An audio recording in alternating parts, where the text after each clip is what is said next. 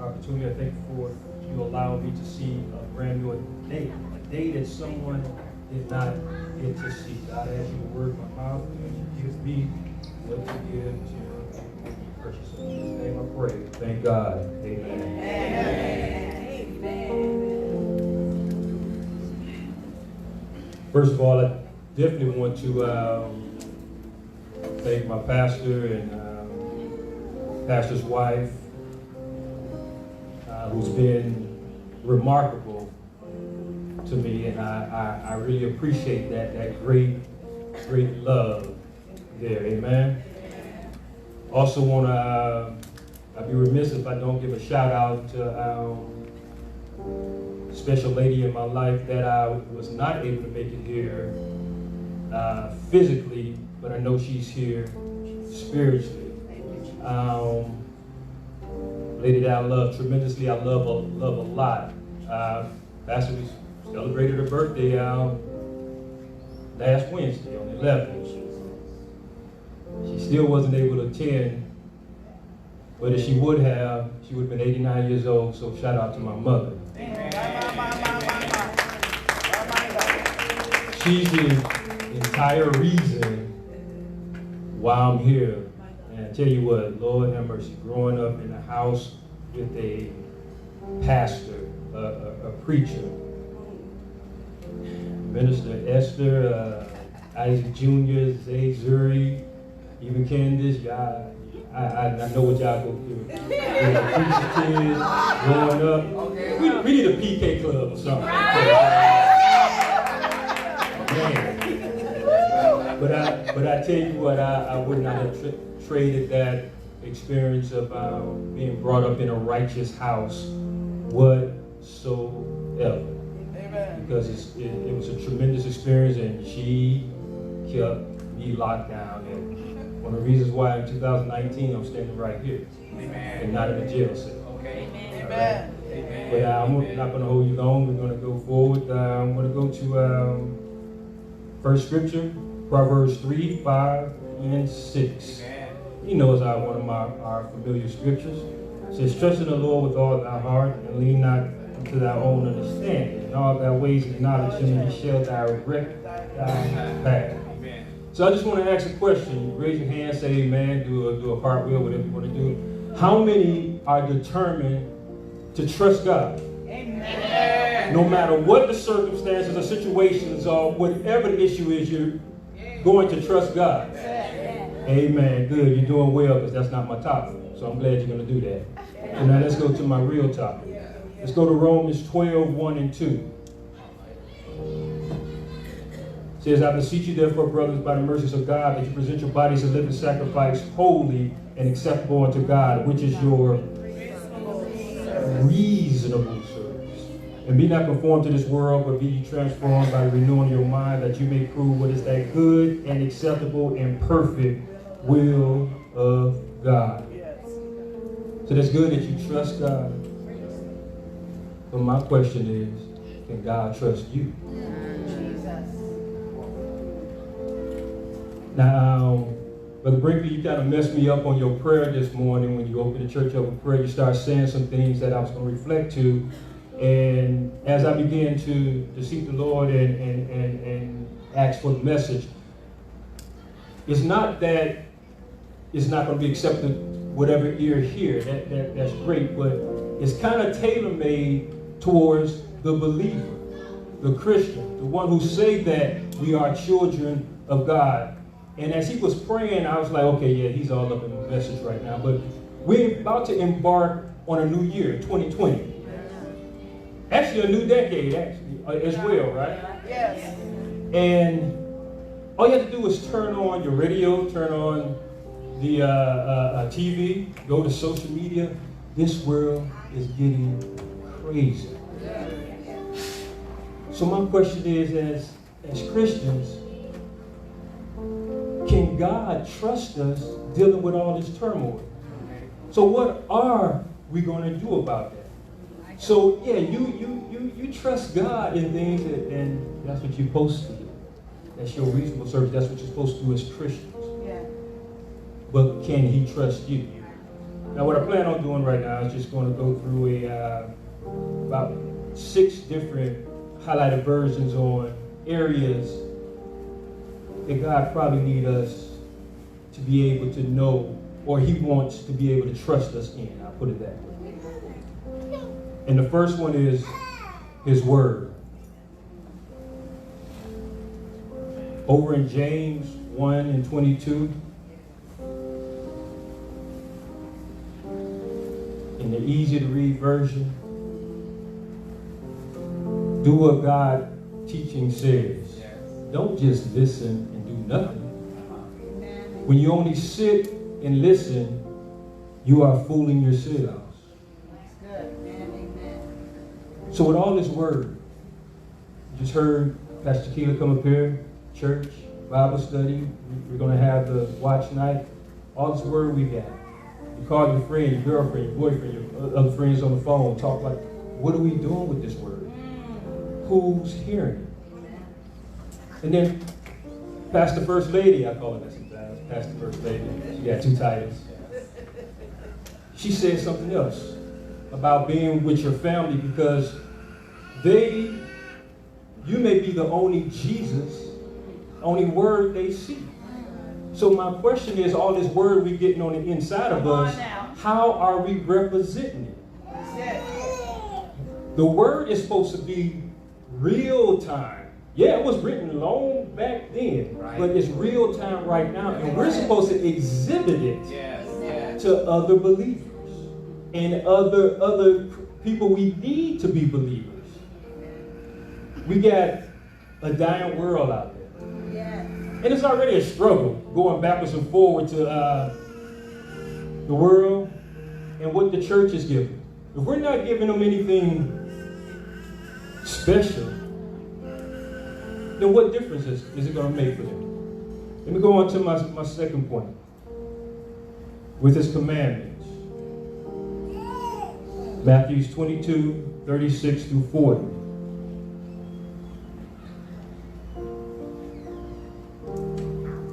He said, teacher, which commandments the law is the most important? Jesus answered, love the Lord thy God with all thy heart, all thy soul, and all thy might. This is the first and most important commandment. And the second commandment is like the first. Love your neighbor as yourself. All of the law and the writings of this prophet take their meaning from these 2 commandments. Now I know we know that back in that time, different commandments, laws is like somewhere around 613 or whatever, and we knew that these individuals were trying to trip up Jesus. Yes. They was messing with the wrong person by the way. But He condensed it into 2 entities. Loving God, and loving your fellow man. That covers a lot right there. Yes, it does. A whole lot. And if you keep these principles of loving God, and not just the people in the church, let me clarify, not just when you go out there, you may see that the drunkard out there, the one that's on the corner, the one that's doing that, still exhibiting love. I ain't say you got to hang out with them, still exhibit love. Yes. Now, check this out. That's just the commandments in the Bible. Can God, we still talk about, can God trust us? So can He trust us with personal commandments? Sometimes I use the illustration that God might tell me, just hypothetical scenario, Elder Nate, you can't wear a red shirt. Wear a red shirt? That's not the Bible. It doesn't matter. You can't wear a red shirt. Pastor Isaac has a red shirt on. I didn't tell him he couldn't wear a red shirt. I said, you cannot wear a red shirt. Sometimes God gives us commandments that's not in that Bible, but that's personalized for us to function on this earth. Yes. And it's not predicated and intended on anyone else. You can't pass it off on someone else because He told you to do that. It's not necessarily for someone else. That's right. Okay? And He reserves the right to switch up when He wants to. That's right. And that was a natural example. Let me give you a biblical one. Told Moses to strike the rock. Then he told him to speak to the rock. Whichever command he gave at that particular time, it was a commandment. And still keep it in the realm that this is about, can God trust you with commandments? It's not always just going to be in the Bible. Yes, you're supposed to do that. But if you have what we call not religion, but a relationship with God, He will reveal extra things to you. Things that are not in the Bible. And come on, let's keep it real. There are so many things that are not printed in the Bible that we do know that happen. It's obvious those things happen, but they're not printed in it. I think it said that no book can even hold everything that Jesus did, right? So that's just Jesus. What about all the other apostles and the conversations that God had with them and different commandments? He said, do this, do that. It goes on and on. Go to my third point. Souls. I'm going to reiterate Matthew 22 and 39. And the second command is like the first.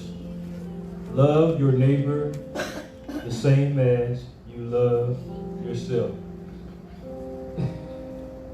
Now some of us have to get past the fact that some of us don't even love ourselves. So we have to get past that. But let me go to Matthew 10 and 16. Listen, I am sending you, and you will be like sheep among wolves. So be smart like snakes, but also be like doves, and don't hurt anyone. Also go to Matthew 18 and 6. If one of these little children believes in me, and someone causes that child to sin, it will be very bad for that person. It would be better for them to have a millstone tied around their neck and be drowned in the deep sea. There's a perpetual thought that church folk are the meanest people. And as we go forth trying to win souls, we got to have something different than what the world is offering. Yes. The sports, I think in his prayer, he said there's more people in the clubs than that's in the church. That's right. That's because the clubs seem to have something more to offer.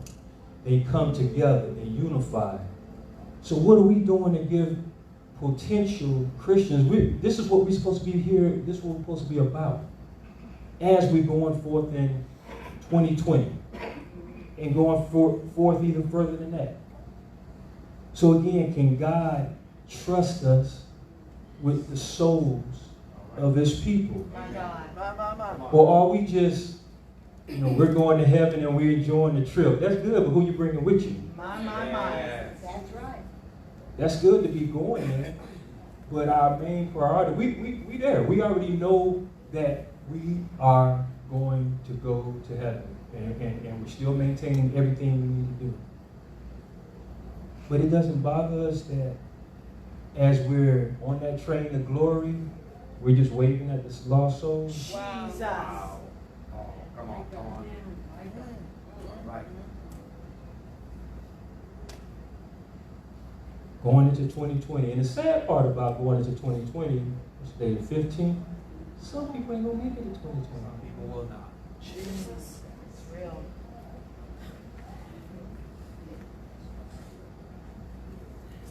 We go to my next point. Being with blessings. Can He trust you with blessings? James 4 and 3. Well, when you ask, you don't receive anything because the reason you ask is wrong. You only want to use it for your own pleasure. We asking God for this, that, and that. Yes, we are. What's your motivation? All right. Okay. Yes. What's your real motivation? Yes. What's really in your heart? You know, we do the vision boards, and that's great. That's really good. And we set different goals. We're going to set goals going into 2020. Yeah. But is God any part of those goals that we're accessing for ourselves? Jesus. Is it really something that we really actually need? Is it going to bless God in any way, shape, or form? Now, sometimes when we don't get what we want, Pastor, even with God, we have a temper tantrum. Some of us have the audacity to get mad at God for not giving us something. Now, I'm sure everybody know I'm in the production business, so I'm going to deviate and go to the production side for a second. So let me tell you this story. Oh Lord, I'm about to date myself. Let me say I heard of this, but have anybody heard of a store called Zehrs? Yes. Remember that? Yeah. Well, Zehrs back in the day, department store, kind of like Sears or whatever the case, and me, my mom, and my sister was going into Zehrs. And if you remember how Zehrs was, when I first walked into the department store, you could smell the popcorn being popped. I was like, oh, Mom, I want some popcorn. And, you know, it was smelling good, and I could just pretty much taste it on my tongue. So I walked in there, and let me really set the scene a little bit more. Oh, Lord, I'm really about to date myself. Inside this particular Zehrs, you had two different water fountains. I'm implying this. You understand what I'm saying, right? Yeah. White and colored water fountain. That's how back far this was. So I need you to get an understanding of the clientele inside of the store. Yeah. So I wanted this popcorn. My mother actually told me no. She had no right to tell me no. I think I was 6 years old. She had no right. So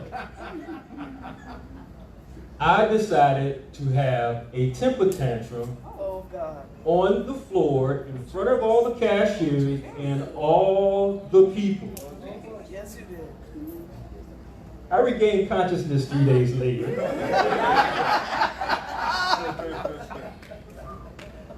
I never stepped inside of a Zehrs store anymore. I go to movies, want popcorn? No, I take potato chips. I don't want any more popcorn. Never, ever did.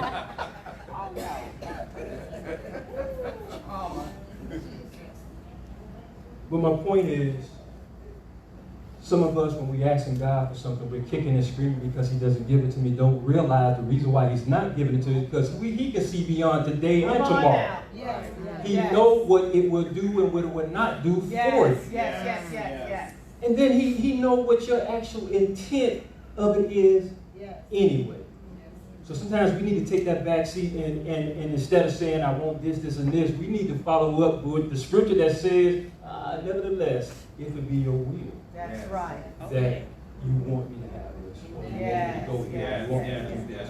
I don't understand why we keep forgetting that particular passage that definitely consults God to say, okay, God, this is the desire of my heart, but what's in your will? That's it. That would cut out a whole lot, like that big house you think you want, but you forgot that it comes with a mortgage, and it comes with all the maintenance problems. Oh, wait a minute, let me go a little deeper. That tall, dark, and handsome man you thought you wanted until three months later you found out he has no credit, no money, and he's a wife beater.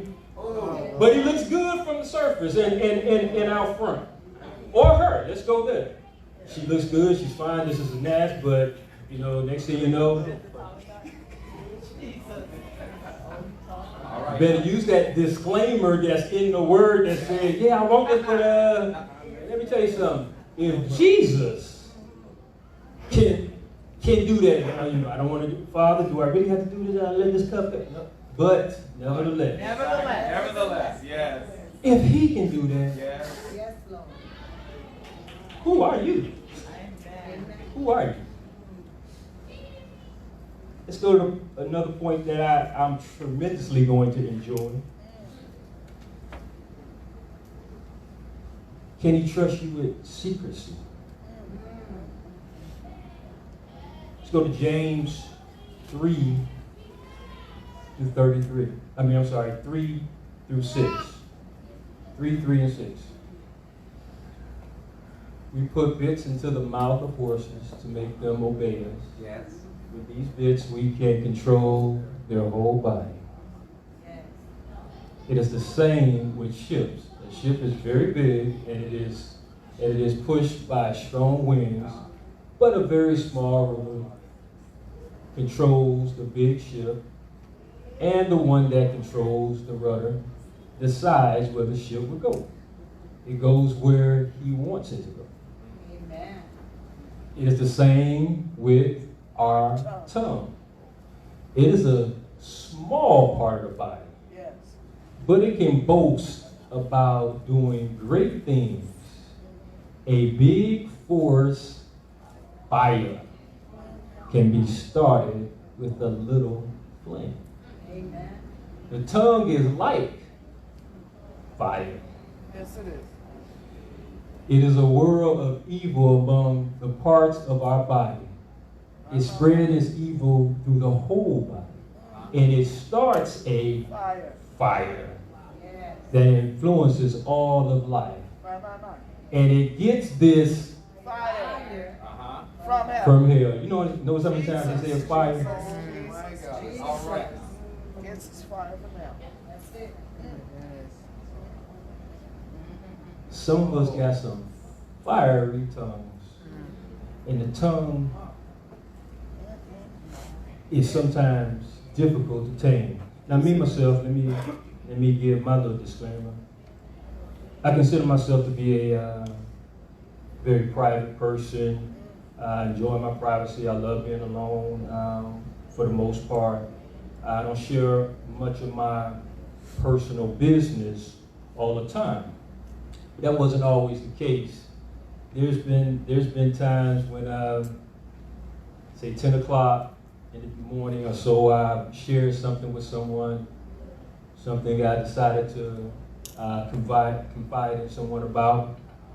Come home, probably about 6 o'clock, turn on the TV or the news, CNN, breaking news. Elder Nate said, wait a minute, why is my business on? Then you turn on Fox, and he also said, then my information is distorted. My God. My God. Let me tell you this. We do know demonic forces are regional, right? Yes, sir. Chicago, LA, New Orleans, Miami, Detroit, New York. These demonic forces take pride in communication. House divided can't stand. The devil has his stuff together with his team. That's an undeniable so. And sometimes we need to recognize that fact. Yes. That they got it together. My point is, we could be here, say today in church, and we're going through a situation, we're praying to God about a situation, and we're feeling good about, okay, this is probably something that God is going to bless me with, and I'm going to believe in God, and I'm praying to Him. Demonic forces are all around us. So hypothetically, let's say that demonic force, okay, so you're praying for God for this situation, okay, well, let me contact the demonic force agents up in Washington who's about to send a letter that's dealing with that same problem you just talked about. It's going to reach here by Wednesday. Now you're going to see if you're still rejoicing to God about a situation that is about to occur or just did occur. Now my point again is that demonic forces are regional. They don't play fair. Right. And we got to recognize we can't keep sweeping under the rug of the devil. No, it's not a red suit and pick for it. It is real. And he was stopping nothing to do to destroy you and the word that you have for someone else who needs to come into the fold. Yes. Now, I utilize that illustration to say this. They're not just regional, they're personal. Yes, they are. Demonic forces are personal. Now, I'm not saying we have demonic agents on the inside of us, but there are demonic forces that come at us. Yes. Let's use, and I hope you don't mind, but Pastor Ike, picture perfect, sitting here, whatever case, performing, doing what he needs to do at church, going back and forth. Don't think he's not getting attacked. So if you're going to attack him, and he's the head, again, who are you? So my point is, we're still talking about secrecy. Yes. You better be careful who you're telling your business to, because you're not just telling that person, you're telling to that demonic force that's assigned to that person. And you don't know what demonic forces are surrounding that individual. And I'm not just talking about, and let's go a little further, I'm not just talking about your everyday personal business, about this bill or the husband or your wife or things like that. Even some of the secrets of God. Some of the things that God shared with you. That's right. You can't open your mouth about it. Oh, God just gave me this revelation. Or let me call Elder so-and-so or Sister so-and-so and tell a little bit. You can't do that. Let me go to Proverbs 25:2.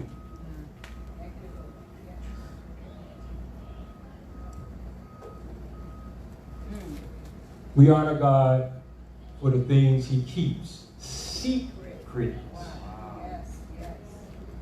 But we know kings for the things they can discover. The things that God keeps secret. Now, we already know that everything about God is not in those 66 books. He hasn't revealed everything to us. I think scientifically, and somebody correct me if I'm wrong, but I think they said we only use a capacity of 10% of our brain, or somewhere around that amount. What's going on with the other 90%? God don't want you to know that. It's a reason for that, which makes me curious on if we only using 10% and that's not the full maximum, why we keep questioning God, who is the one who made the brain in the first place. That kind of confuses me as well. But going back to my point about secrecy, you can't tell God, you can't tell people everything, especially some things that God is trying to share with you, because He's probably trying to cultivate you, get you ready for some other things that He needs to prepare you for. You can't be just going out there with just part of the piece of the puzzle. Amen. You got to wait till you're released to do that. And it kind of reminds me of a dream I had. Now, in the content of this dream, I had just this was back in September. I just went through something very traumatic, very horrific, and honestly, I was talking to God, and let me tell you another thing. Sometimes when I talk to God, it's not verbally. I use my mind and my heart. That way the adversary can't interrupt it, intercept what I'm trying to say, what I'm trying to do, and falsify it later. Come on, sometimes you got to be strategic on battling the adversary because he's smart too. Yes. He's been here a long time, and he's trying to get you by any means necessary. Yes.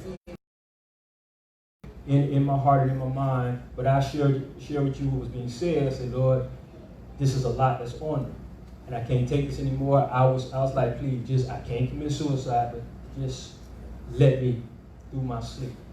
I asked him. And of course, the answer was going to be no. So I said, Lord, at least, please, just give me a dream or something. I said this in my mind, and actually, this is the first time I'm speaking this out loud. Even preparing this, I was saying this in my mind because I didn't want the adversary to intercept what I was trying to do. So this is the first time I'm speaking this out loud. But I asked the Lord to give me a dream so I can have a little more guidance and understanding. So what happened in the dream is that probably about the fourth row, I was in the church, right back there, and I was wrapped up in, it was some type of blanket or something. And an entity in the church came to me and said something. You know what they said? Now, I just told you I can't tell you the secret, so I can't tell you what the entity said. Okay. But the entity said something to me. That was back in September. And I've been abiding by that and living what that entity said to me. Even within the dream, because within the content of the dream, I left here and I went driving. You know how dreams can be crazy and silly and stuff. But I ended up at a gas station And what the entity told me, I actually did it at the gas station. That's when I first exercised the information that that entity gave me and told me to do. And like I say, almost every day, those words that were spoken.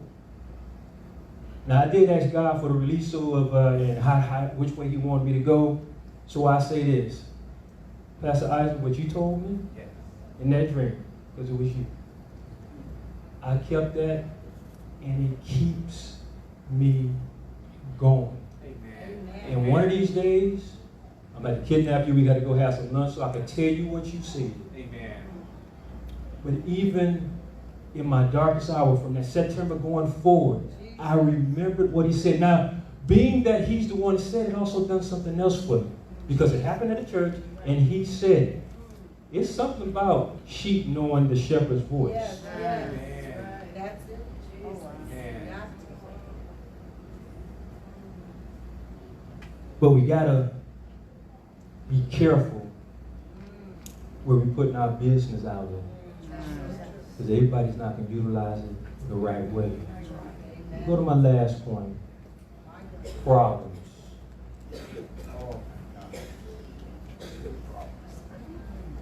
Psalms 92, 12 and 13.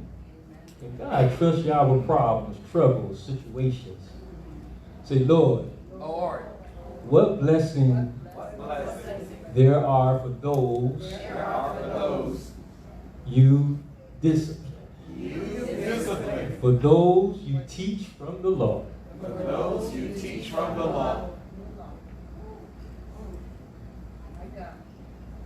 You help them stay calm. When trouble comes. Let's read that one more time. You help them stay calm. When trouble comes. You will help them until the wicked are part in their grave. Are put in their grave. And let's just go to Job 14 and 1. My God. We are all human beings. Our lives is short and full of trouble. Let me tell you something. God needs people He can trust, even with problems and trouble in your lives, because you can't get past that. That's like living in this country and getting past paying taxes. You can't get past that. And check this out. God uses disappointments and trouble to develop your faith. But the devil uses it to destroy your faith. That's right. Another story. You ever remember back in the day when you're playing whatever sports or whatever, and they had to pick teams and stuff, and you got to pick the captains, and there's always that one kid that no one wants to pick on the team, and they like the last one that gets picked up and stuff.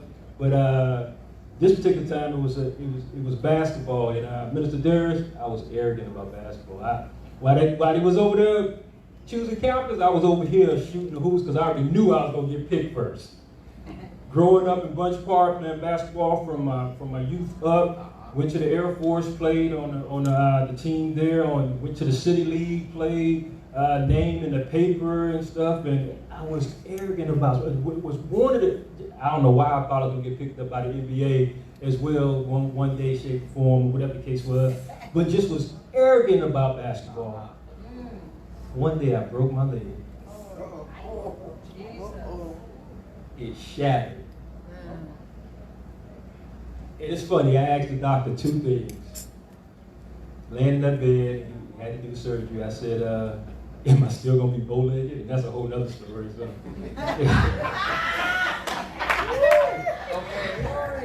I'm going to leave that alone. And then the second one was without being able to play basketball again. Now I'm gonna hold that story. I'm gonna go forward a little further. We talk about, can He trust you with problems? We always talk about how we want to be like Jesus. I want to be like Jesus, Yes. singing the song, Yes. singing and dancing. Really? You really want to be like Jesus, go through the suffering that he went through, and the situation he had to do, the things he had to deny himself, and the consecration, and really? You really want to? Can you even be like Job? Can you be like Paul? Writing a letter in prison, in filth, disgusting situation, writing a letter when you're living in a deplorable situation to encourage someone else. My God. Whoa. Can you do that? Write a letter. Y'all can't even write a letter. Y'all can be sitting on voicemail or something like that using the phone. We pick hotels now. You ain't got no Wi-Fi. Oh, can't go there. No GPS on the card? No, I don't want that. We call that trouble. But can we really deal with being like Jesus? Yes. This problem's going to come in our lives. Yes. Yes. Point blank. And here's the thing. We can't keep using the same scripture that, okay, well, you know, I this didn't happen, I couldn't do this, couldn't do that, because God knows my heart is good. Yeah, he knows your heart, he should, he made it. But you need to remember this. When you're dealing with those troubles and all that other stuff, God might know your heart, but the devil know your habits. All right. And he will use what you like and what will entice you to break you straight down. Yes, love it, love it. Let me go to Hebrews 12 and 11. We don't enjoy discipline when we get it. It is painful. But later, after we have learned our lesson from it, we will enjoy the peace that comes from doing what is right. Yes. Until you can deal with small distractions and the annoyance that are meaningless, then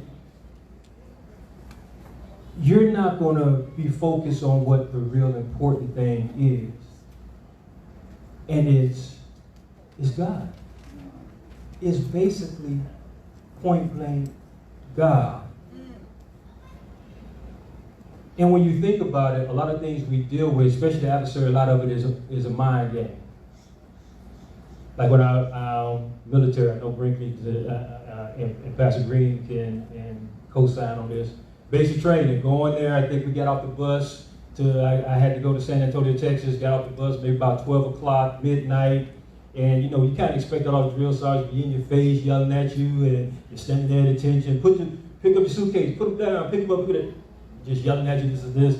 Finally got into the dormitory room like about 1 o'clock, went to sleep. We already saw the schedule. We were supposed to get up about 7 o'clock in the morning. So we all, you know, sleep now. It was like, man, this is crazy. So it's like we expected it anyway. Nothing wasn't supposed to start at 7 o'clock. Oh, but 4:30 in the morning, I promise you, I thought it was like 50 drill sergeants came into that room, turning over beds, throwing garbage cans around. I'm looking like, what the heck did I get myself into? I mean, in your face, you can't say nothing back to them. Jumping at you up right here. Then going through the procedures of it, you know, you gotta fold your sheets up, the bed this way, fold your. Then you leave out the dorm, you come back in, it's like, wait a minute, how's this messed up? I know I fixed it, what am I sure? They go in there messed up. It's a mind game. Yes. And that was just basic training, but as you go forward to tech school and then other training, they train you to be able to deal with these things because you are in the military to fight war. So my question is, we supposed to be in the army of the Lord. Yeah, that's it. Are we paying attention to the devil's mind games that he's trying to come at us for? All right. But we've seen we're in the army of the Lord. Right? Because your actions cause consequences. So another time I was in you have a picture for me? Airplane picture. I was stationed up in Anchorage, Alaska. And this is where I worked for, Pastor. I was AWACS, exactly. Airborne Warning and Control Squadron. And the little dome on his back is the radar, and I think they used to say that if this was to fly right over us right now, the radar can pretty much read my notes. That's how sensitive it's supposed to be. So what it said. So we work on that.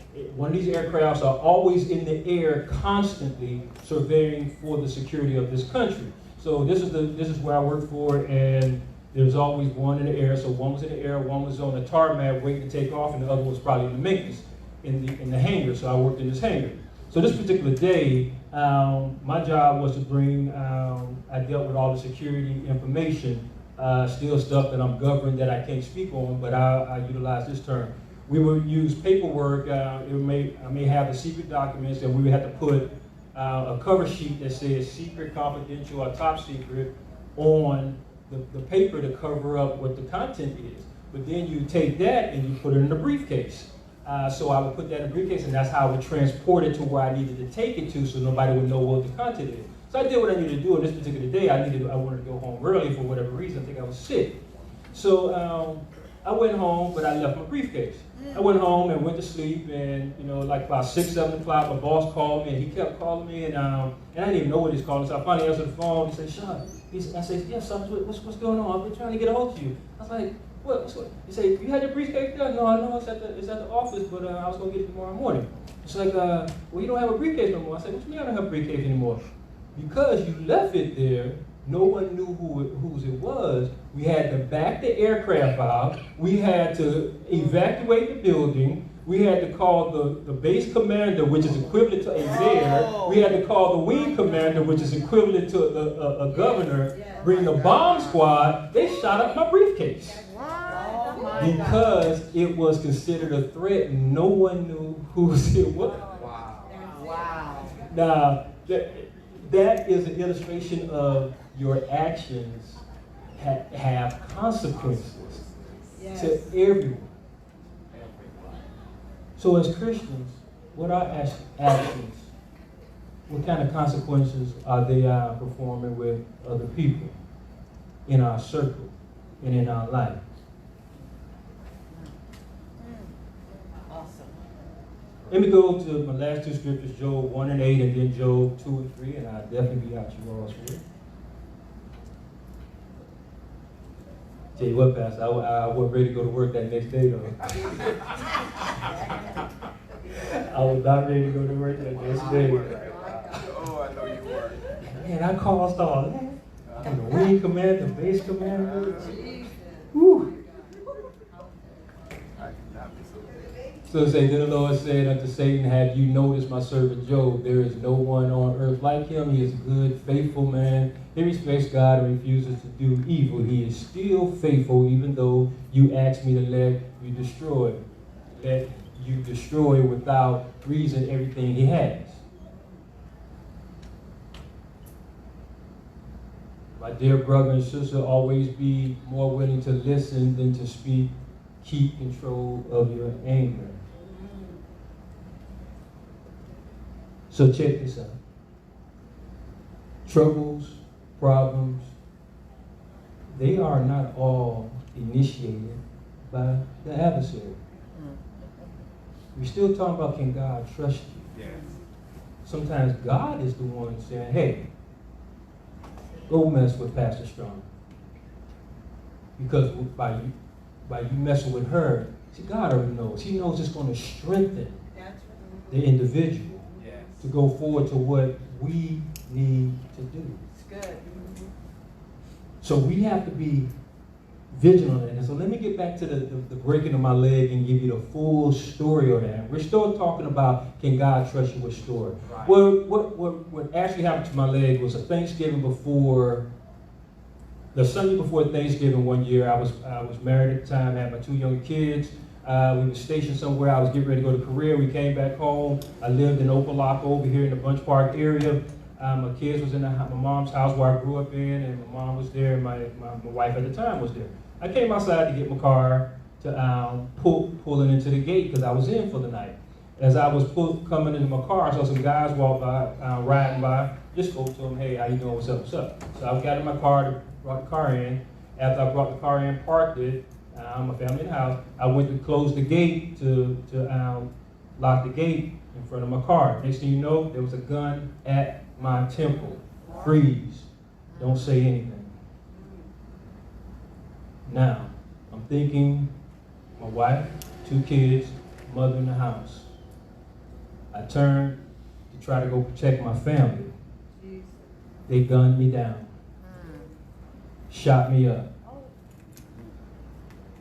There are bullets inside of me that damaged my leg, which you all don't know, but you will know now that I don't have a bone in the leg. It's totally destroyed the bone. There's a plate from my hip to my knee. But at the time, I was left for dead on my mother's driveway. Wow. I had to maneuver probably from where I'm standing here to where the ushers are in the back to get into her house up the driveway. So no leg, no bone. Bullets still flying. They're going into my mother's house. I'm on my hands and my backside, trying to protect my family. They're still shooting. Shot out the cars, everything. And left me for dead. That's how my leg got injured. 11 hours of surgery, 6 units of blood. I nearly bled out because I lost so much blood. 5 years later, we're still talking about, can God trust you with trouble? 5 years later, at the same place where no, it wasn't that place, that was another place where the airplane was at, but in Oklahoma City this time. Gas station there, wasn't supposed to, when I got there, I was supposed to go take a physical. I was like 6 months late for the physical. Finally went to take the physical, started doctor, whatever, I'm headed back to the job. Doctor called and said, hey, we need to finish your physical up. Well, I just did, just now. It's like, well, we need to talk about some more stuff. So I was like, all right, let's go. So I said, can I come tomorrow? Yeah, but you need to come tomorrow. All right, that's fine. So got there, and you know how they have the little medical tables you sit on. So I'm sitting on the medical table, waiting for him, keep looking at my watch, because, you know, I had things to do, you know, and I wanted to go. I don't know what I wanted to do, but I was like impatient. So the doctor walks in, my doctor walks in, but he walks in with another doctor. I looked at him, I said, am I dying? So what he explained, what he said to me, and I just put it this way. I cried in that man's arms. I did not expect him to say that. That was 5 years after getting shot. That particular year was 98. But what he did tell me, this is what, 2019? What he did tell me, there was nothing else they can do for you. All they can do is give me certain medications, keep me on different type of treatments, do certain things to sustain my life or to make it a little better. Again, 98, this is 2019. Wow. Oh, God. Come on now, come on. So then this year, I think some of y'all seen me come in with a cane. I had a cane a few times. Sometimes I had missed church. I think I told the pastor I was sick or whatever, and some stuff was happening to me. I didn't get it. I kept going to the doctor, trying to figure out what's going on, what's happening, what is this? So that September, that same day when I said, okay, God, you might as well just let me go because I'm done. Reason why I said that, because I had just left the doctor's appointment. And I think I'll never forget, I was coming back from the doctor's appointment, and Brother Edward called me because I was supposed to practice with the praise team. And I couldn't even talk with him. I said, let me call you back. Because what the doctor told me is the very medication that they were prescribing to sustain my life was actually destroying me. That's why my bones started messing up, my organs started getting damaged. Let's fast forward. Let's go back again to what I said about, okay, and as I laid there in the bed and was saying, God, I just let me go. I'm saying that as I'm looking on my nightstand and seeing 7 bottles of pills that I have to take every day or at least every other day. and still do. I mean, I have to do that. There's no way around it.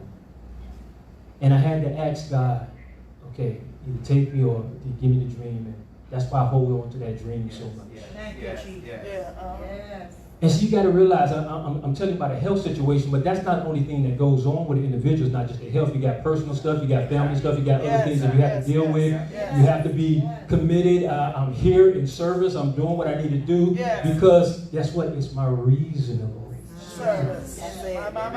And then it gets put into perspective that happened. All those things, tragical things happened to me way back when, long ago. I'm still here, but then later on, I get asked by the pastor to play for a 17-year-old who just died. And then I counted, as I'm sitting there, I'm counting 35 little young boys looking thuggish with all get up. But they're there, and what amazed me about these young boys, I don't know, it seemed like they were kind of uniform. They had all the blue on and the white. It's like they had to have talked about what they were going to wear, but it was like 35 of them. But what I noticed while Pastor was talking or the service going forward, these are hard-looking guys. I mean, really. But they were crying. Not only were they crying, they were consoling each other. My God, my God. They were doing some stuff we don't even do. We call ourselves Christians. Some had their hands on their back, massaging the shoulder. And I'm like, these young boys need what the pastor is about to give right now. And all I can do is pray that, please, let it touch one of them. Yes. Because one watered, one planted, but it's him that did it. Amen. That's right. Yes. And then shortly after that, got a phone call from my ex-wife up in Ocala. My son had went up there to go see his kids and doing what a father's supposed to do because he know I hurt him if he don't. So he went up there and tried to do stuff with his kids like he's supposed to. But I get a call, and I didn't share this with you yet, Pastor, but got chased down by some cops, and they brutally beat him. Jesus. Marks all over his face and his ribs. Right now he's trying to file a lawsuit against the police department of Ocala. They really did him really bad. What he was trying to do was, he noticed the cops, because think about it, some cities are not as, Right. so he was trying to get in a lit area before he pulled over. And a lot of times we teach people to do that, hey, get in a lit area so everybody can see what's going on in case you don't have a camera. Well, they said that he was fleeing or whatever, and they really got him really bad. That was on a Saturday. I think it was the Saturday of the funeral, but that was Saturday. So it was actually prior to that. But that was that Saturday. So 3 days later on that Wednesday, I got a text message from one of the guys who he serves as one of my board members of the company. He also played my best friend in one of the movies that we did. His son was on the staff. He also was a rapper. His other son is in 2 of my movies, one of my web series and one of my other productions. And his father texted and said, "Hey, bro, I need you to pray for my son. He's about to have a blood flow test." So, commercial break. If somebody asks you to pray, do it. Yes. Do it. My God, my God. Right there. It's for a reason. Again, the whole basis is, can God trust you? Yes. So immediately, I know where I worship at. I know who's my shepherd. So immediately, I snapped the picture of the text and I sent it directly to my pastor. I think he called me on your way home. You was leaving work on your way home. We had the conversation. Well, what's going on, bro? I said, I don't know. I said, but the young man, he said this, and this, and y'all remember he performed here. And I said, well, I'm gonna find out everything. I'll see if I can talk with him and see what's going on, and then I'll report back to you. For the next morning, you see the picture? Mm-hmm. This young man passed away. He performed right here on this stage. Yeah. Twice in July. Like I said, he was on our executive staff. He was a rap artist for us. His little brother played, in the web series as well. His dad played my best friend. So this is another young life, 21 years old. You notice the date, and it's your birthday. Yes, sir. I know. That's probably why you had that feeling when you told me about something about a dream you had or something you felt. Same birthday. Jesus. 21. Jesus. So here's what I'm saying. Can God trust you? Yes. I know I have my issues, my situation. I'm not trying to say all this because it's not about me. Yes. Yes. It's about, can God trust you with certain things? Now, I was talking with Sister Ashley. If you keep the picture up, but I was talking to Sister Ashley, and something she told me 2 Sundays ago about this young man. He was supposed to come back. He performed for me in my production when I was here. Then I think that he performed for the youth. So Sister Ashley had to go talk to him and say, hey, we can't pay you, but we'll definitely give you a love token. And something he said to her, he didn't say this because he was already gone, but for it to be relayed back to her, she said that he said, that's fine. I just want to tell my story. Praise the Lord. Praise God. Let me hear that song. Jesus. That's all I'm doing right now. Thank you, Jesus. I'm here today for a reason. Yes. Nobody understands. I just saw plenty of deaths when I thought I was going to be gone. And right now, I just want to tell my story. I will continue to tell my story. But here's the thing, this is not about me. The subject of the matter, can God trust you? All of you got a story to tell. That's it. And it's time for you all to get out and tell the story that God has imputed inside of you to do. Pastor Strong just did a book, and all those books and everything you did, if you utilized those books and you stuck them in the closet, what good would it do? Right. You can't hide it under a bushel. You have gone through things for somebody, not for yourself. That's why you hear me pray so passionately about, God, thank you. Thank you for allowing me to see another day, because somebody didn't. And I'm not crazy. I mean, when the situation happened to me in September, I had to make the hardest phone call that I had. It was to call my daughter. I protect her tremendously. But I had to put her and my son on conference call. This is what's going on. I need to let you know this, but you also know that your dad is a man of God. And see, I'm not crazy. I know you have to leave some things back. That's why my company is called AAA, AAA. It's a legacy. Ambrister, my name, my son's name, my daughter's name. That's why it's called AAA. I intend on leaving a legacy. I'm not trying to check out of here anytime soon. Don't get me wrong. But I just consider this a thorn in my flesh. Sometimes you got to have something that keeps you humble, keep you down, that lets you know you can't have a puffed up head and a haughty spirit. Because the fact of the matter is, you ain't nobody without God. Ask everybody to stand. Thank you, Jesus. Master Pastor, come up. Thank you, Lord. Amen. Amen.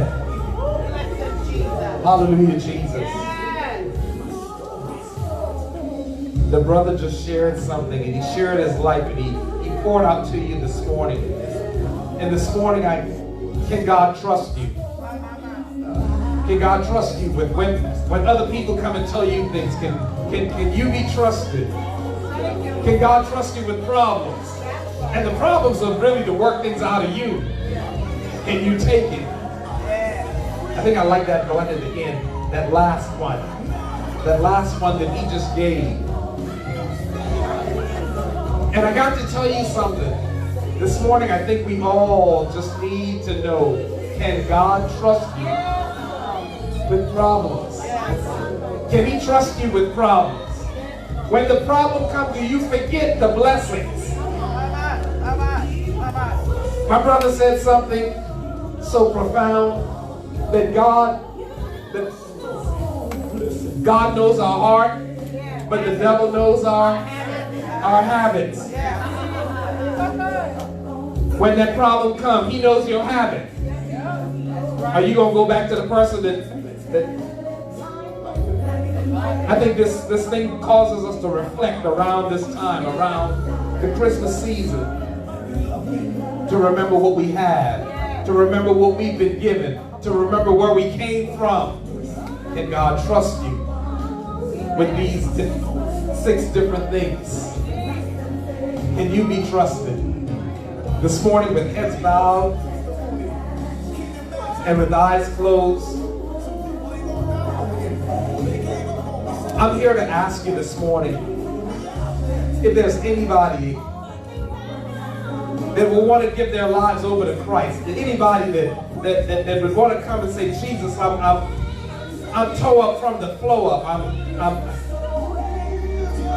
But I need you, Lord. But I need you, Lord. I need a difference. Some people may not make it into 2020, but I want to call on you now. If you don't know God, if you want to know him, we want to pray for you.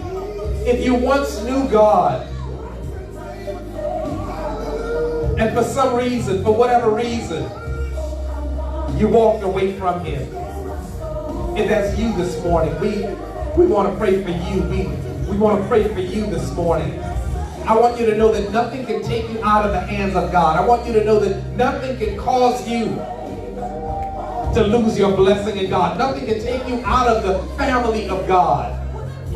If you're in the family of God, God knows your name.